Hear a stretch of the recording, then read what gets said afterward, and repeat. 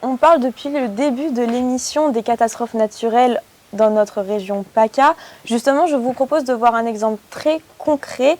Si vous suivez l'actualité, même de loin, vous en avez forcément déjà entendu parler. C'est bien sûr la tempête Alex qui a touché plusieurs vallées du département.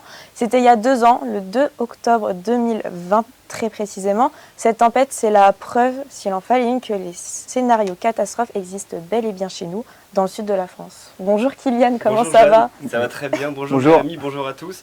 Alors déjà pour qu'on se rende compte de l'importance de ce sinistre, je vous donne ces quelques chiffres. Les intempéries, elles ont fait 18 morts dans les décombres des habitations touchées ou dans les torrents qui ont été causés par les fortes pluies. Des dizaines voire des centaines d'habitations ont été détruites à la suite du passage de la tempête, qui s'était traduit donc par des vents très violents et des épisodes de pluie principalement. La violence est tellement importante que les dégâts causés sont les plus importants en France depuis la fin de la Seconde Guerre mondiale. D'accord, et justement, comment on en est arrivé là? Et bien suite au très important épisode méditerranéen, t'en parlais tout à l'heure, il a eu lieu en octobre 2020 donc, et pour ceux qui ne sont pas de la région, un épisode méditerranéen, c'est un aléa climatique spécifique au sud-est de la France, comme tu le disais. Concrètement, les cours d'eau se sont remplis à cause des fortes pluies, ils ont débordé et ils ont tout emporté sur leur passage. Voitures, maisons, mobilier urbain, la plupart des villages sinistrés ont tout perdu dans la catastrophe. En tout, les dégâts s'élèvent à 720 millions d'euros pour les vallées de la Roya, de la Vésubie et de la Tinée. Évidemment, 720 millions d'euros, c'est colossal, mais d'autant plus pour des petits villages de l'arrière-pays. La tempête a aussi touché les routes qui assurent l'accès jusqu'à ces villages. 70 km ont été détruits. La première conséquence, c'est que de nombreux villages ont tout simplement été coupés du reste du monde pendant plusieurs jours, voire plusieurs semaines et plusieurs mois pour certains. Le problème, c'est que il y a 1 ou 2 routes qui mènent à ce village, donc il n'y a aucun moyen d'y aller à part avec les routes. À l'époque, d'ailleurs, l'intervention des secours avait été complexifiée à cause de la disparition de ces routes. D'accord, et justement, donc la tempête Alex a véritablement dévasté ces allées. Tu l'as dit, mais 2 ans après, est-ce que la reconstruction avance? Alors déjà, il faut dire que l'après-catastrophe, il a été plutôt bien géré. 2 ans après, le bilan il est positif, même si évidemment il reste quelques travaux à réaliser. Selon le préfet chargé de la reconstruction des vallées sinistrées, fin 2022, donc cette année, ou début 2023, 80% de la reconstruction aura été réalisée. Mais forcément, pour en arriver là, il aura fallu beaucoup d'argent. En tout, 1 milliard d'euros ont été débloqués. Pour rassembler cette somme, il a fallu compter sur plusieurs instances, principalement l'État qui a versé 615 millions d'euros. On a aussi les Alpes-Maritimes, 251 millions, et le reste a été rassemblé par plusieurs collectivités locales. Sauf que, problème, certaines zones des villages présentent toujours des risques d'effondrement 2 ans après.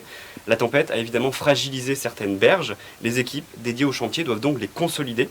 Ça signifie concrètement que les maisons qui sont situées dans ces zones sont toujours inhabitables.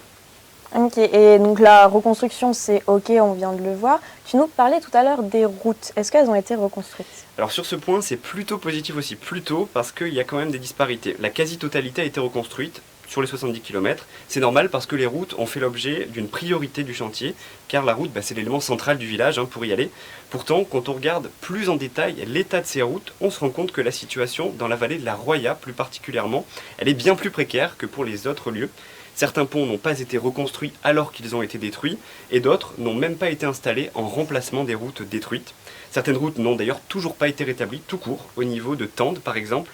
Au-delà des problèmes que ça pose au quotidien pour les habitants, il y a une route qui est essentielle, c'est celle qui mène au tunnel de Tende vers l'Italie. Il a été touché lui aussi par la tempête, mais la reconstruction est toujours en cours. Elle est assurée par les Italiens et elle doit se terminer seulement dans 1 an. Forcément, aujourd'hui encore, ça paralyse le trafic transfrontalier. C'est la preuve que si la plupart des routes sont reconstruites, la situation, elle est loin d'être normale. Et je crois que tu voulais nous parler d'un dernier point, c'est les assurances, l'indemnisation, des sinistrés. Comment ça se Oui, passe? complètement. C'est un point qui est aussi super important. Déjà, il faut distinguer 2 choses. Le rôle des assurances, premièrement, et le rôle de l'État. Je vais commencer par le bon élève, c'est-à-dire l'État dans ce cas de figure. En France, en cas de catastrophe naturelle, il existe un fonds qui s'appelle le fonds Barnier. Concrètement, ça veut dire que l'État peut racheter les maisons sur des zones à risque pour ensuite les détruire. Ça permet d'indemniser les propriétaires de ces logements au prix de la valeur de leurs biens avant la catastrophe. Concernant la tempête Alex, 250 bâtiments étaient concernés par le fonds Barnier, ce qui correspond plus ou moins à 300 propriétaires. Aujourd'hui, la quasi-totalité des logements ont été achetés par l'État, mais moins de la moitié ont déjà été détruits. En soi, c'est pas une urgence de les détruire puisque les propriétaires ont eu leur argent et ils peuvent d'ores et déjà trouver un autre logement. Ça, c'est pour l'État. Mais de l'autre côté, on a les assurances. Et bien souvent, c'est une bataille administrative sans fin pour être indemnisé.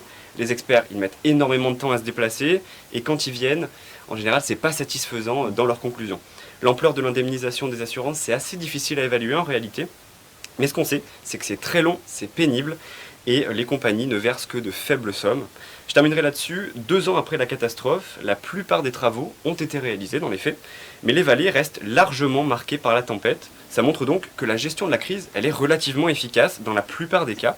Mais cet exemple de la tempête Alex, il permet quand même de montrer que le dérèglement climatique en France, c'est pas de la fiction, ça existe bel et bien. Ça montre aussi que les pouvoirs publics, dans un premier temps, ils tentent de prévenir le danger, mais lorsque la catastrophe est inévitable, ils arrivent également à y répondre efficacement. Et malheureusement, ce genre d'épisode devrait s'intensifier dans les prochaines années. Les écarts de température ou encore les fortes pluies sont toujours d'actualité, preuve que notre région est face à un défi, à nous de tout faire pour trouver les solutions. Ouais, c'est une bonne remise en question en tout cas sur notre mode de vie. Merci beaucoup Kylian. Merci, Jérémy, un mot à ajouter? Non, mais simplement, vous avez parlé des infrastructures sur la tempête Alex. C'est vrai que nous, on était par exemple la protection civile les premiers à essayer de rejoindre le village de Saint-Martin-Vésubie, 4h30 de route par la voiture, parce que les hélicoptères étaient déjà là, il n'y a pas de souci, mais pour apporter tout simplement, encore une fois, un truc tout bête dont on ne pense pas en 2020.